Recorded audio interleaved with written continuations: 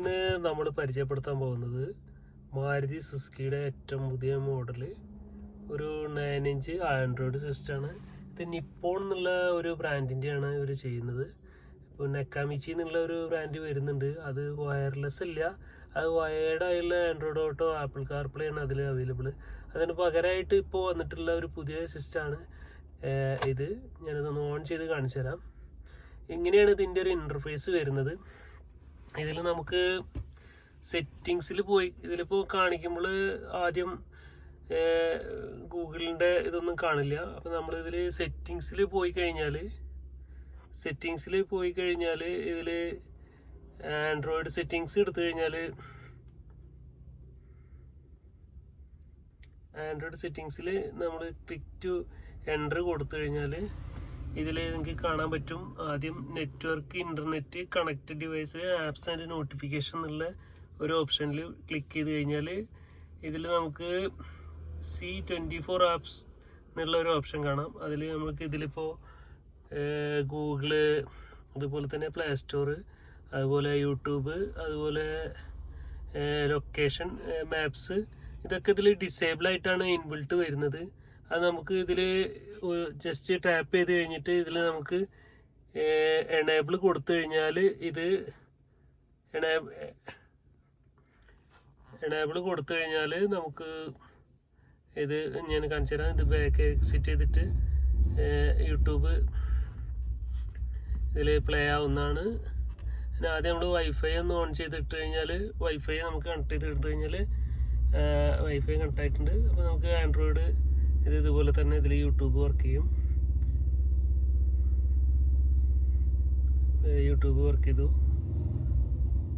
നല്ല ക്ലാരിറ്റി ഉള്ള സിസ്റ്റമാണ് ഇതിൻ്റെ. നല്ല ക്ലാരിറ്റി ഉള്ള സിസ്റ്റമാണ് വരുന്നത്. അതുപോലെ തന്നെ ഇതിൽ നമുക്ക് GPS ഇൻബിൽട്ട് ആയിട്ട് ഇവർ കൊടുക്കുന്നുണ്ട്. അപ്പോൾ നമുക്ക് മൊബൈലിന്റെ GPS ആവശ്യം വരുന്നില്ല. ഇതിന് GPS-നായിട്ട് ഒരു ആന്റിന അവർ പ്രൊവൈഡ് ചെയ്തിട്ടുണ്ട്. അത് അവർ ഫിറ്റ് ചെയ്തിരിക്കുന്നത് ഡാഷ്ബോർഡിന്റെ ആ കോർണറിലായിട്ടാണ് ഫിറ്റ് ചെയ്തിട്ടുള്ളത്. പിന്നെ ഇതിൽ വരുന്നത് ഒരു HD ക്യാമറയാണ് റിവേഴ്സ് വരുന്നത്. അത്യാവശ്യം കുഴപ്പമില്ലാത്ത രൂപത്തിലുള്ള ഒരു ക്യാമറ എന്നേ പറയാൻ പറ്റുള്ളൂ.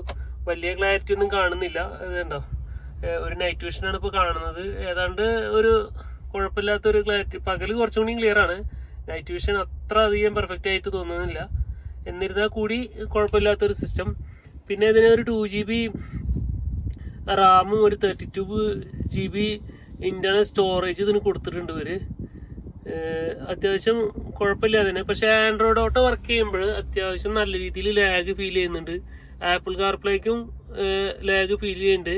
ഇനിയിപ്പോൾ ആൻഡ്രോയിഡ് ഓട്ടോ കണക്ട് ചെയ്ത് കഴിഞ്ഞാൽ നമുക്ക് ഫോൺ ചെയ്യുന്ന സമയത്ത് ഫോണിൽ നോട്ടിഫിക്കേഷനായിട്ട് കാണുമ്പോൾ തന്നെ ഇതിൽ സിസ്റ്റത്തിൽ കാണുന്നില്ല. കുറച്ച് നേരം കഴിഞ്ഞതിന് ശേഷമാണ് സിസ്റ്റത്തിൽ കാണുന്നത്. പക്ഷെ ബെല്ല് റിംഗ് ടോണൊക്കെ ഇതിൽ പെട്ടെന്ന് തന്നെ കണക്റ്റായി കാണിക്കുന്നുണ്ട്. പക്ഷെ നമുക്ക് കോളിൽ അറ്റൻഡ് ചെയ്യാൻ പറ്റുന്നില്ല.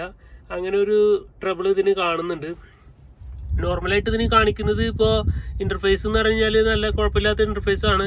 Bluetooth music, Bluetooth phone, navigation, അതുപോലെ തന്നെ നമുക്ക് മെമ്മറി കാർഡ്, ഒരു USB കണക്ട് ചെയ്യാനുള്ള ഒരു ഓപ്ഷൻ ഉണ്ട്.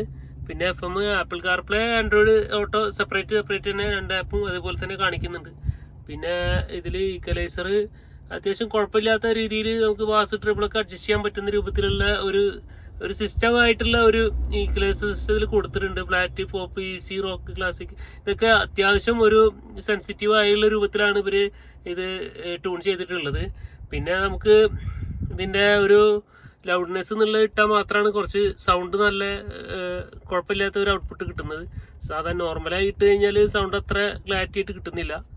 ഇത്രയാണ് ഈ സിസ്റ്റത്തെ കുറിച്ച് പറയാനുള്ളത്.